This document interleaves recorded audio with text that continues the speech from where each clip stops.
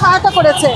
আর আপনারা আজকেও আমরা দেখেছি যে ময়মনসিংহে 9 বছরের আরেকটা শিশুকে ভুট্টার ক্ষেতের মধ্যে ধর্ষণ করে ফেলে রাখা হয়েছে। ওটা মৃত্যু আমরা ধরেই নিলাম, কিন্তু এভাবে আর কতদিন চলতে পারে? যতদিন পর্যন্ত আমরা মনে করি আজকে আমাদের জাতীয় নাগরিক পার্টি মহানগর উত্তরের পক্ষ থেকে এই উদ্যোগটা নেওয়া হয়েছিল মশাল মিছিলের, এইটা একমাত্রই আমাদের আবেদনটা থাকবে যে এই যে গতকালকে রামেশের বাবা বলেছিল যে আমি কি করব, আমি যদি আপনাদের কাছে আবেদন জানাও আমি কোনো বিচার পাবো না। উনি যে এতটা হতাশ হয়েছেন যে বিচার পাওয়া যাবে না, এটা উনি ধরেই নিয়েছেন। এটা আসলেই সত্যি।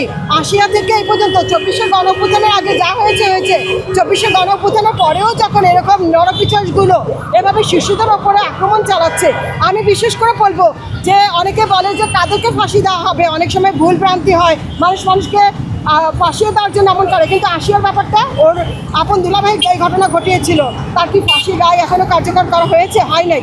একটা যদি ফাঁসির রায় কার্যকর করা হতো তাহলে এরা 100 বার ভাবতো যে আমার কিন্তু মৃত্যুদণ্ড। এটা যেদিন হবে, যতদিন পর্যন্ত না হবে এরকম আমরা প্রতিদিন এরকম অনেক রামিসাদেরকে হারাবো। আচ্ছা, এখানে সরকারের দায় কতটুকু? সরকারকে অবশ্যই বলবো, এই যে স্বরাষ্ট্রমন্ত্রী ওনাকে এই মুহূর্তে আমি বলবো তীব্র এবং নিন্দা জানাচ্ছি, এবং আপনার এই মুহূর্তে উচিত আপনি পদত্যাগ করেন। এবং যে এই যে নারী এবং শিশু মন্ত্রণালয়ে কাজ করছেন ডক্টর জাহেদ এবং ওনার প্রতিমন্ত্রী আছেন যে পুতুল ম্যাডাম, ওনাদেরকে বলবো আপনারা খুব শিগগির পদত্যাগ করেন। আপনাদের সেইখানে বসে থাকার কোনো মানে নেই।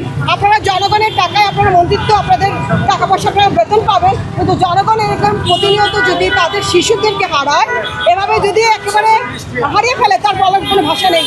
আপনি সবাইকে আমরা বলবো যে তারা যদি তাদের দায়িত্ব পালন করতে না পারে তাদেরকে পদত্যাগ করা উচিত।